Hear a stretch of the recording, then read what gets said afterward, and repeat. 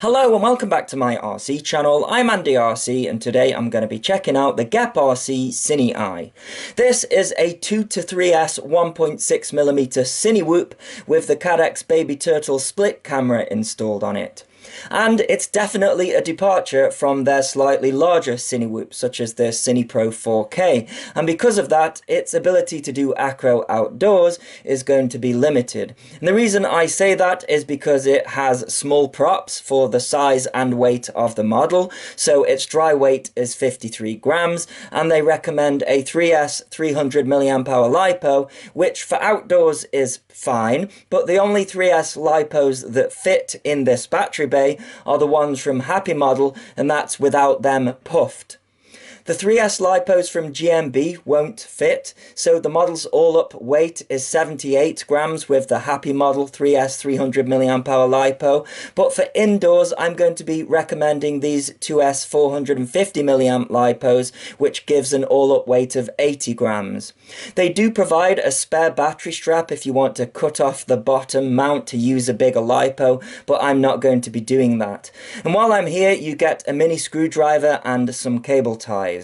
So if we look at the frame, it's a plastic unibody. However, they have stuck with the same style of protectors as the CinePro 4K and the Cine Queen, which I don't blame them for because they did a great job at being strong on those other models.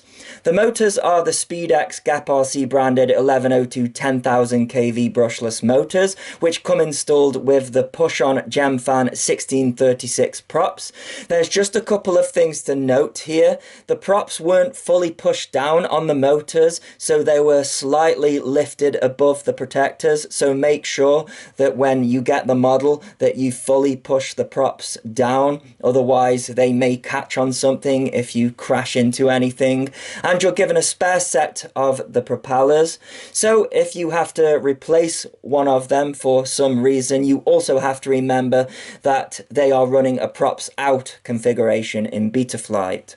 The flight controller and ESC board is GepRC's 12-amp BL Heli S 4-in-1 ESC and all-in-one F4 flight controller. It was set up really nicely with their own PIDs. I did have to dial down the yaw rate as it was too high for my liking, and it's come flash with Betaflight version 3.57.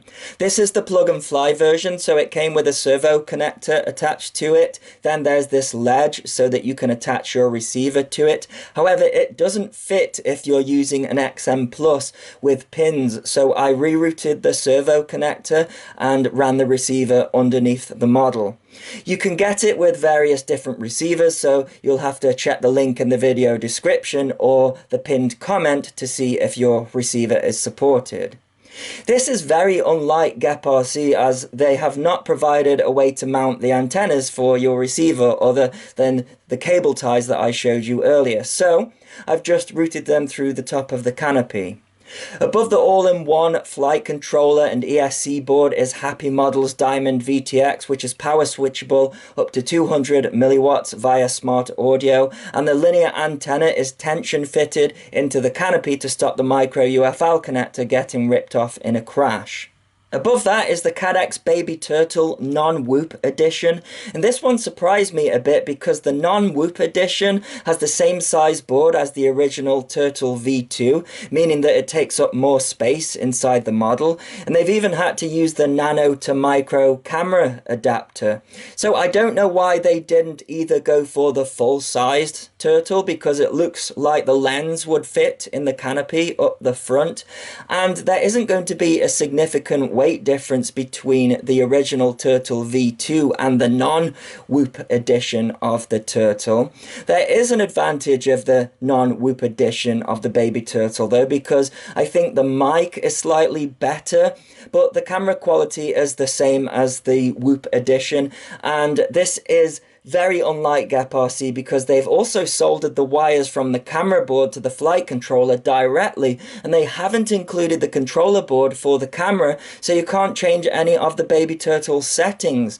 Now, if you look close, they have left the corresponding connector on the camera board. I don't know why they didn't make a cutout for it so that you can use a controller, because like the GepRC Skip, the FPV field of view comes set to 4x3 out of the box, so if you are a 16:9 aspect ratio goggles wearer, then you are missing out on some extra field of view. But crucially, for people using rapid fire, the light frequency is set to 50 Hz, and that will cause the rapid fire to send intermittent black and white images to the DVR of your goggles. You can get around that by running the rapid fire in legacy mode, but that's not what you buy a rapid fire module for.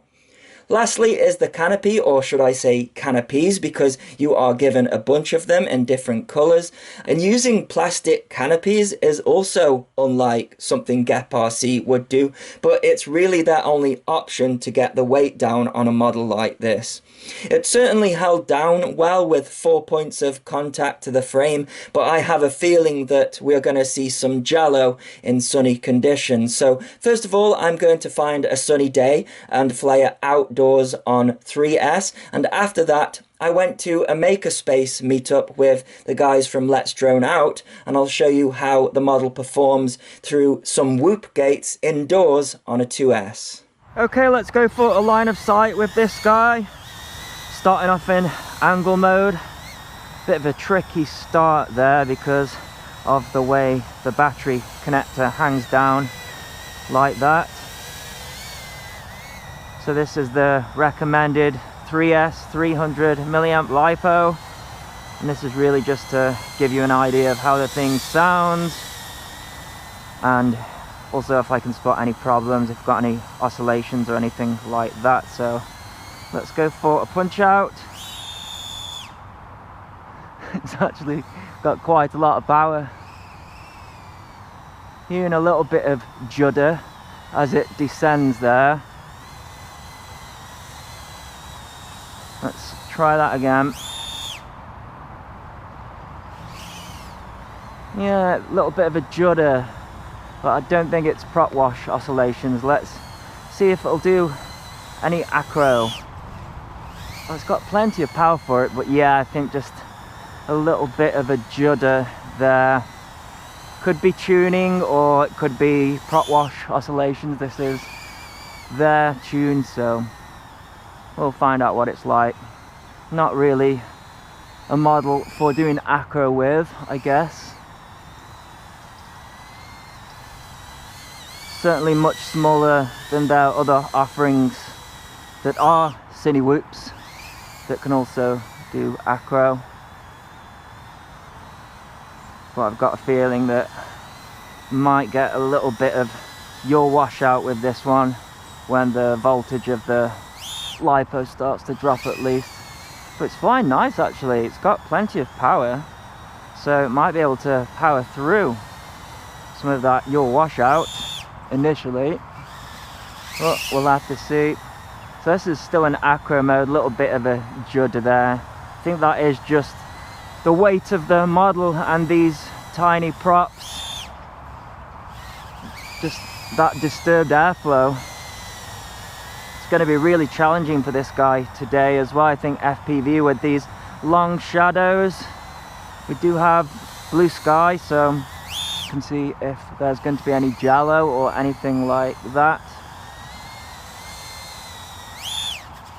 It's certainly behaving line of sight at least. So let's bring it in for a landing.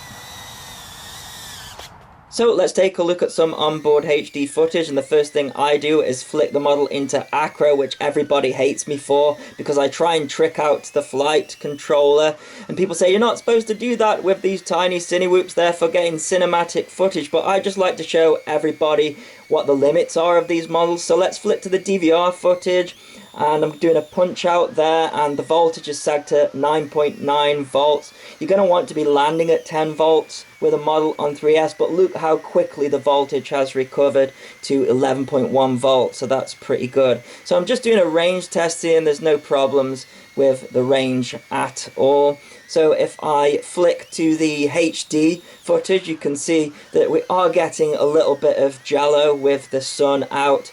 There isn't really any escaping that with this plastic canopy, but I think this guy is going to be great for flying and racing indoors and getting good footage, which you will see later.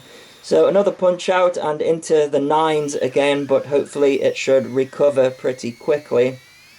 And you'll notice not getting any yaw washout or anything like that, and it's flying really nicely.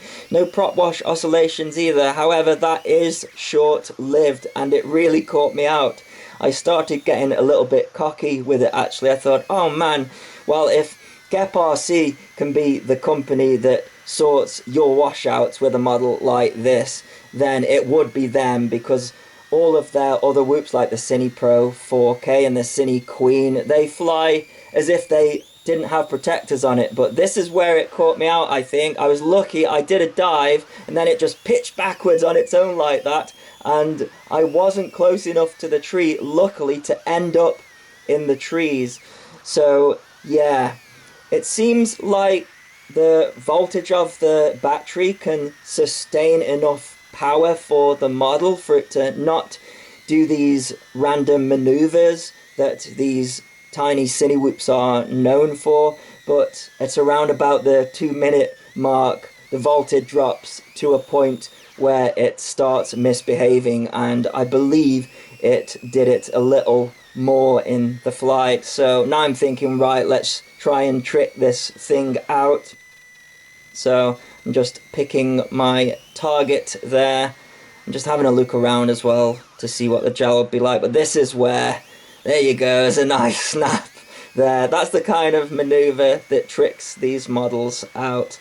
But yeah, they're not meant to be flown like that. I know that. I'm doing it on purpose. I'm trying to force it into these random maneuvers just to warn you not to do them, really. There's a little pigeon there, and I didn't see that through the goggles because of the clarity. But yeah, we're just coming up to 3 minutes, and the voltage there, we've got 10 volts, so I really want to be coming in for a landing. You can see that the current meter is accurate there, just over 300 milliamps and 9.9 volts. So yeah, I've gone over the amount of flight time that I should, so I'm coming in for a landing. So let's see what it's like indoors on 2S.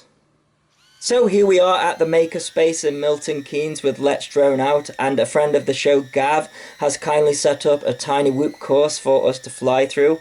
Oddly, the top floor where we were sitting must have had a slightly different light frequency than the bigger room where the majority of the racing gates were, because the lighting only caused the camera to flicker in the top space, and that just wasn't the case with the CineEye I took along the Tiny Hawk from Emax, and that had the same problem. So this is the CineEye using the 2S GMB 450mAh LiPo, and it was a ton of fun to fly in this space. You can see the throttle value is under 50% for the majority of the flight to get a hover, and it was really easy to thread the needle indoors. I was getting a 5-minute flight time with some juice left in the tank, so for me this is where the CineEye is in its element. We did a podcast from here where we demonstrated tiny whoops being flown into each other to show how safe they are, so I'll link to that in the below if you fancy a laugh, and I'll leave a link in the video description if you wish to get the GepRC CineEye as well.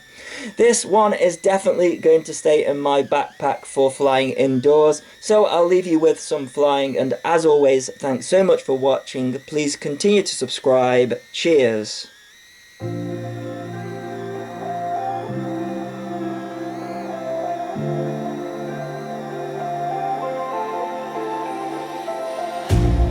You hurt me, you did, several times. It hurts to admit that we're no different. I find it hard to commit, but you don't even try. Still I'm better with than without you. Oh, I'm on it, I want it, but why do you seem to call in your eyes? I can't tell if you're here or you're out there. Do you wanna be out there?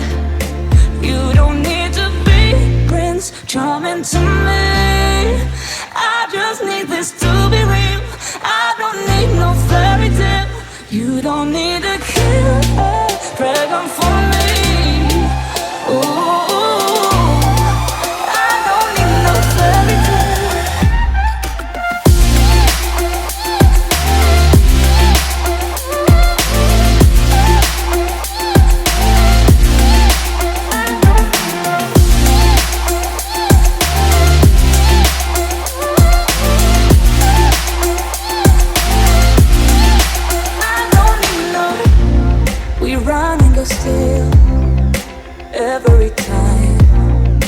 whatever it is, I keep on trying. 'Cause it ain't hard to forgive when you know what it's like. That's why I'm better.